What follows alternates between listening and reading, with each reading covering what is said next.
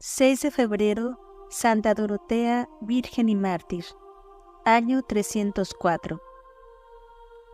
En el martirio de tiernas vírgenes vemos la superioridad moral de la debilidad física sobre la debilidad moral de la superioridad física. Una tierna doncella venciendo la furia infernal de un tirano, una joven materialmente indefensa dominando la fuerza material de las armas de todo un emperador. Cuán fuerte es el corazón que palpita de amor a Dios, cuán débil el brazo del tirano para ahogar la fe en un pecho creyente. Ejemplo manifiesto tenemos en esta santa y en 1000 otras, como Inés, Cecilia, Águeda, Cristina, Lucía, Anastasia, Eulalia, etc., en cuyo corazón obró prodigios la fe. Todas ellas constituyen la honra del sexo débil y una prueba de la eficacia de la gracia, que tan brillantes ejemplos logran seres débiles en el cuerpo, pero invencibles en su espíritu, a cuyo servicio ponen toda la fuerza indomable de su voluntad, no quebrantada ni torcida por los tormentos del fuego, de la garrucha, del eculio, de los garfios, ni por la muerte misma. Son admirables doncellas que aman la hermosura de su alma más que la vida de su cuerpo, el tesoro de la virtud más que los bienes de la tierra, la dicha de la eternidad más que los placeres caducos del mundo. Son heroínas de la fe que deben ceñir sus sienes con la diadema gloriosa del triunfo más sorprendente y de la conquista más insigne.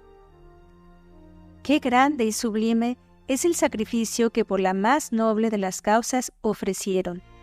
Sus almas escaparon de sus cuerpos oreados por brisas divinas, perfumadas con las rosas de sus propias virtudes, arrulladas por los cánticos angélicos y revestidas con la clámide dorada del Rey de la Gloria. Triunfaron porque abrazaron la cruz, insignia gloriosa de nuestra redención. La cruz fue su vida, y por la cruz participaron de la dicha sin fin del cielo. La cruz es el camino real de la eterna bienaventuranza. Y porque Dorotea, la Virgen honesta y fuerte, se abrazó también a la cruz del dolor y del martirio, mereció que Dios la coronara con diadema inmortal y la elevara al honor de los altares. Cuenta el evangelista San Juan que, en cierta ocasión, los príncipes de los sacerdotes enviaron a unos judíos para prender a Cristo. Pero al llegar donde estaba Jesús, le hallaron predicando. Se detuvieron a escucharle y les gustó tanto la doctrina que enseñaba y el modo amoroso de exponerla que, en vez de prenderle, se aficionaron a él y le siguieron por doquiera, predicando por todas partes alabanzas y loores en su honor y diciendo: «Jamás hombre alguno habló así como este hombre». Algo así aconteció al demonio. Este se había apoderado de un tirano, gran perseguidor de los cristianos, llamado Apricio o Sapricio, que deseaba ser presa en el alma de Dorotea, doncella cristiana que gozaba de fama de santidad. Para lograr su intento, envió a Apricio a 2 perversas mujeres, que de cristianas se habían vuelto idólatras, para que indujesen a Dorotea a renegar de su fe. Pero el efecto fue totalmente opuesto, pues en lugar de convencer ellas a Dorotea, ésta les dio razones tan sólidas y convincentes que las convirtió a la fe de Jesucristo, hasta el extremo de que por conservar esta fe dieron su sangre entre dolores de martirio. Primeros años de Dorotea. Este lirio de pureza vino al mundo a fines del siglo III, en la ciudad de Cesarea, en Capadocia, cuando el cielo del Imperio Romano aparecía nublado por las densas tinieblas del error pagano. Desde 293, Maximiano Galerio, adoptado por Diocleciano, regía los destinos del imperio en el oriente, y por doquiera corrían arroyos de sangre cristiana, vertida por los tiranos perseguidores de Cristo y de su Iglesia. Dorotea se hallaba adornada de todas las prendas que una mujer puede desear. Era sabia sin pretensiones y hermosa sin dejar de ser honesta. sumamente atrayente por su compostura, modestia, honestidad, recogimiento y gravedad.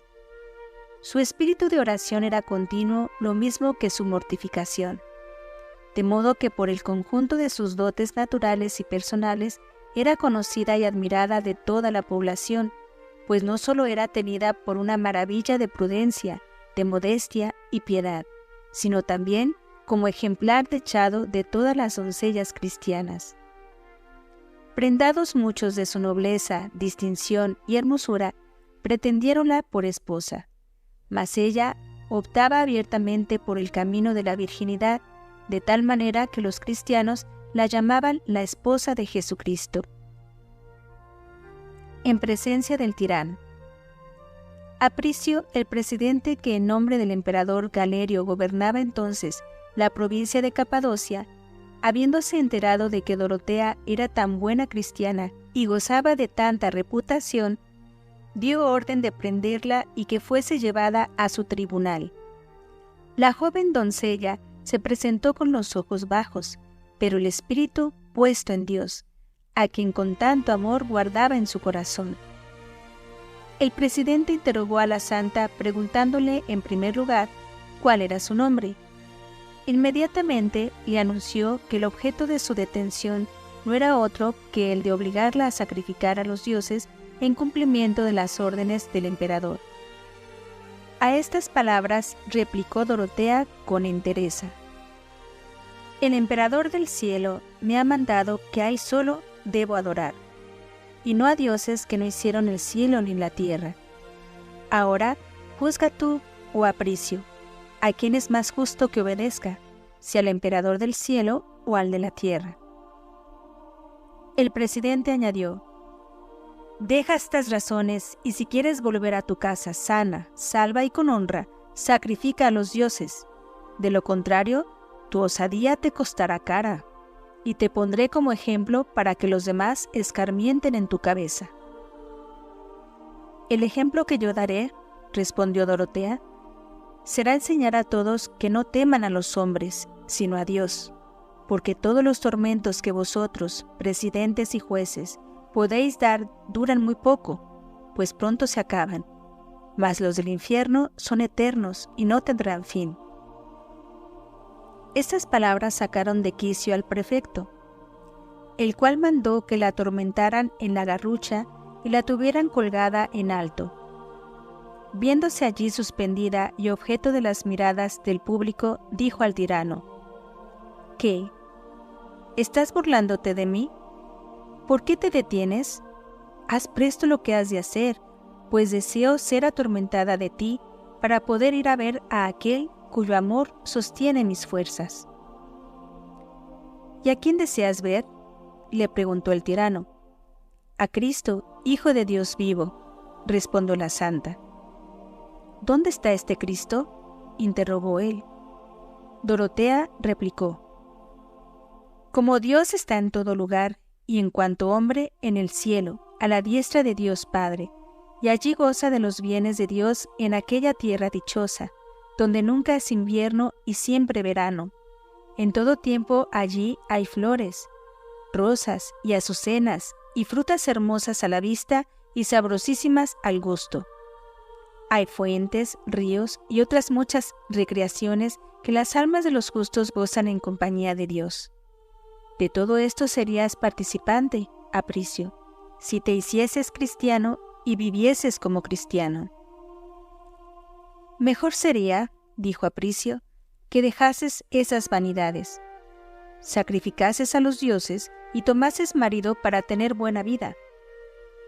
Y Dorotea respondió: «No sacrificaré yo a los demonios, porque soy cristiana, ni tomaré marido, porque soy esposa de Jesucristo».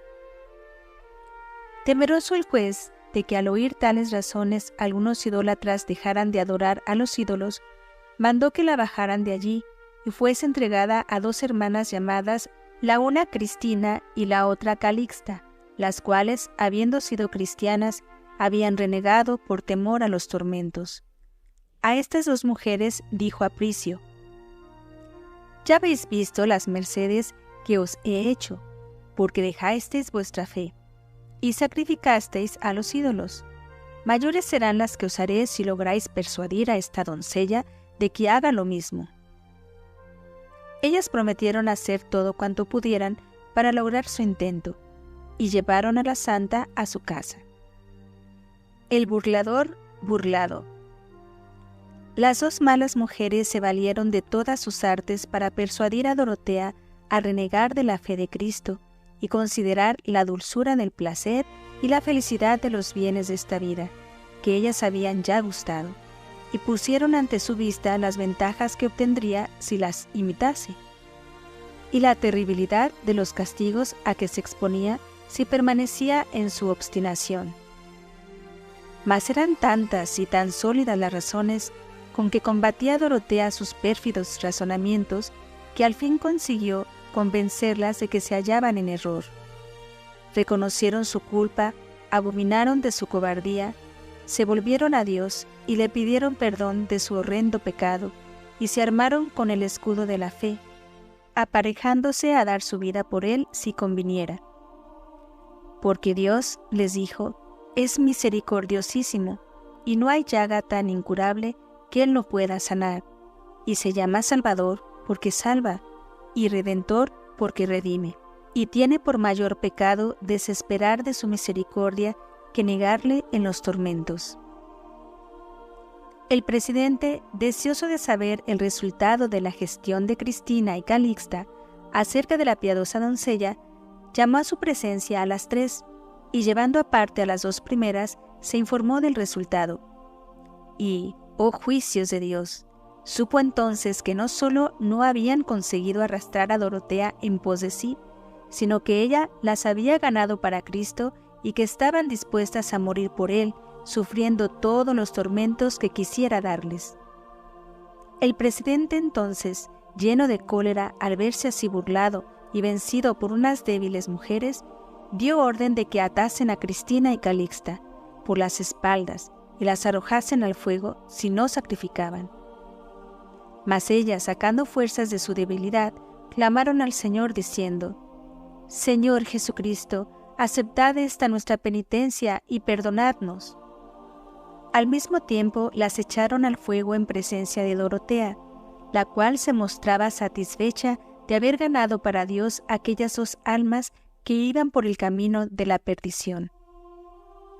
Durante el tormento no cesaba Dorotea de animarlas para que no desfallecieran, diciéndoles: Id, hermanas, id delante de mí al cielo, y tened por cierto que Dios os ha perdonado, y que con este martirio habéis cobrado lo que antes habíais perdido, y que el Padre Eterno os saldrá al encuentro para recibiros en su gloria, abiertos los brazos de su infinita misericordia.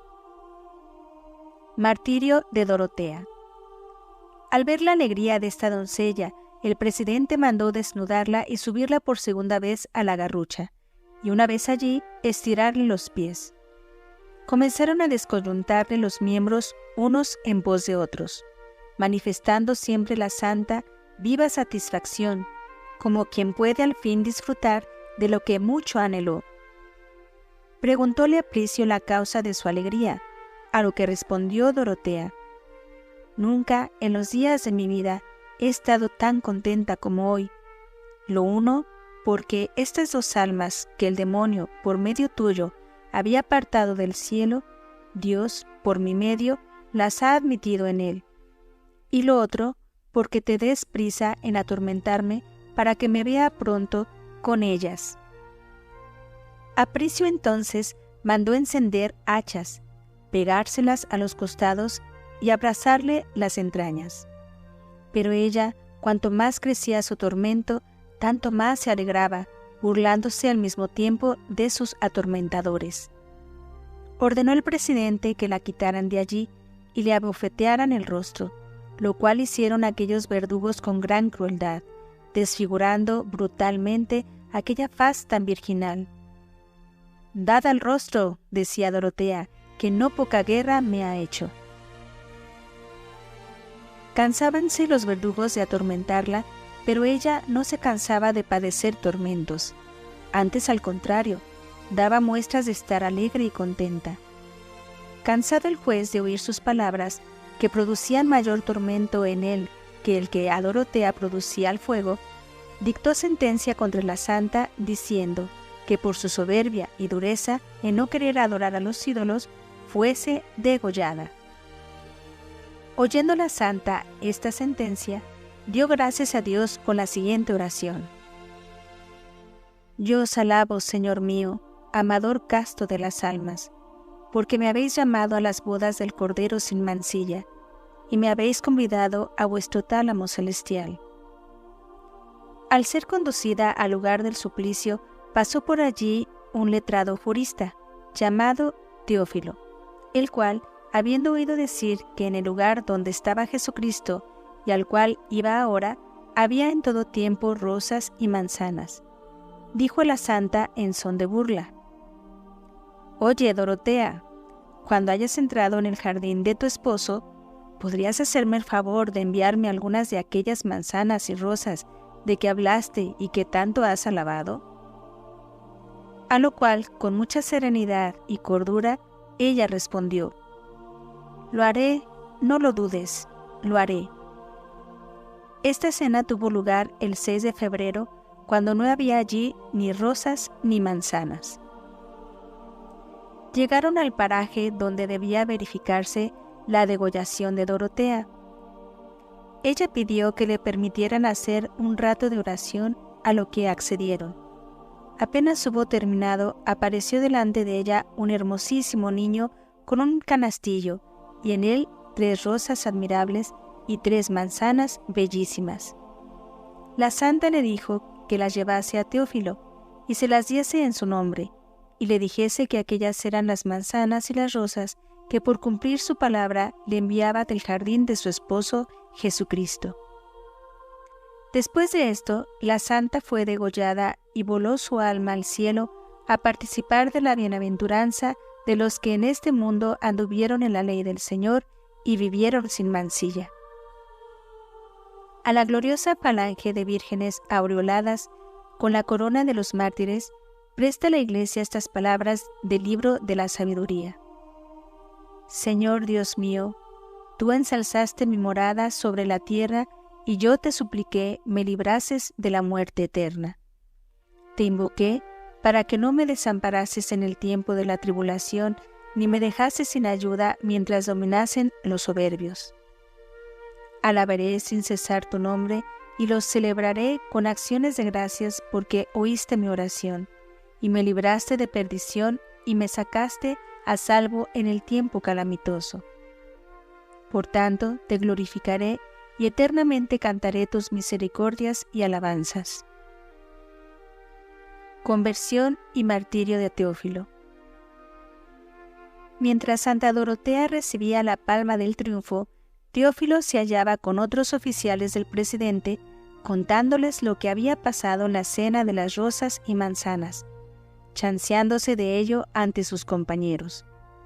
De repente, se presentó delante de Teófilo aquel niño que traía el encargo de Dorotea.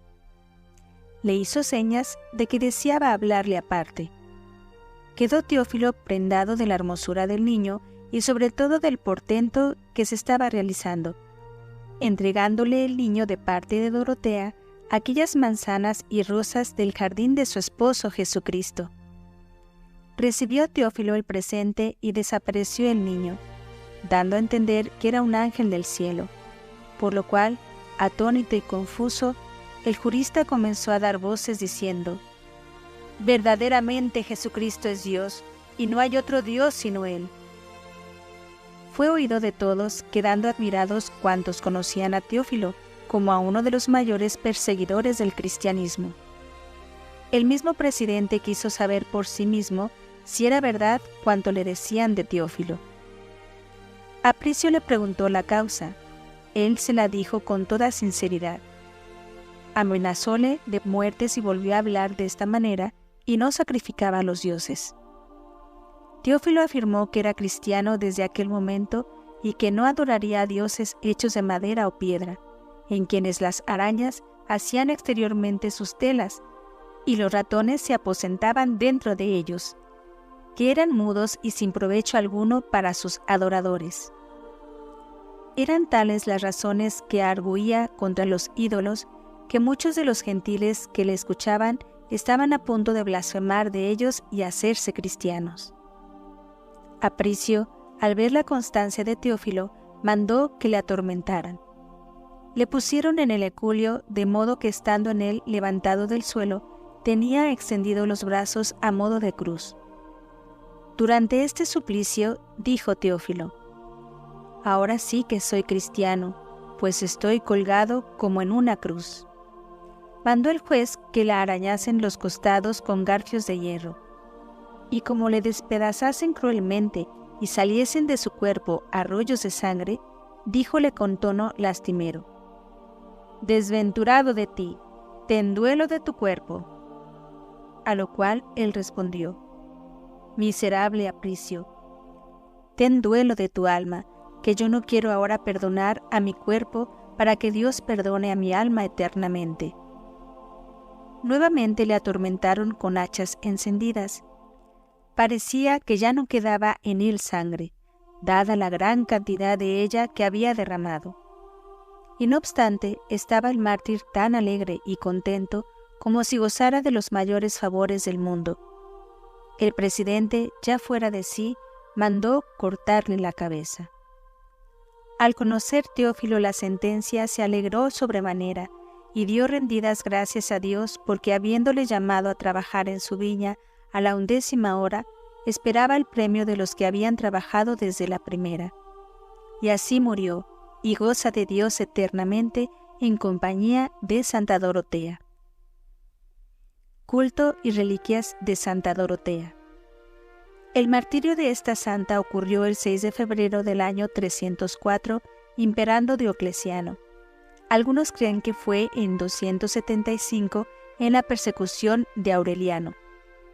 En la misa de esta heroína que supo, como tantísimas otras castas doncellas, ganar la doble corona de virgen y mártir, la Iglesia pone en boca de la santa estas hermosas palabras: «Me esperaron los pecadores para perderme, mas yo, Señor, comprendí tus mandatos, vi hasta dónde llega toda la perfección creada, y entendí que tus mandamientos son mucho más excelentes y de todo punto perfectos, que por eso tu sierva los estimó sobremanera».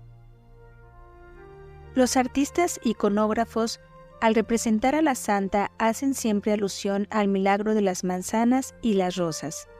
Unas veces la presentan acompañada de un niño que lleva el canastillo de rosas y manzanas y ella un ramo en la mano izquierda. En alguna representación figura ante la Santísima Virgen con el niño Jesús en los brazos. Sostiene con una mano un ramo de margaritas y en la otra lleva un canastillo de flores y fruta. En algún lienzo se la ve en compañía de San Juan Evangelista y Santa Margarita, y siempre caracterizada con las consabidas rosas y manzanas. Las reliquias de esta santa son muy solicitadas de los pueblos por la singular devoción que le profesan. Roma se gloría de tener la mayor parte de su cuerpo la iglesia de su nombre, donde todos los años, en el día de su fiesta, se bendicen unas manzanas en memoria del milagro referido. También en Bolonia, en Arles, en Lisboa y en la Cartuja de Cir hay reliquias de Santa Dorotea.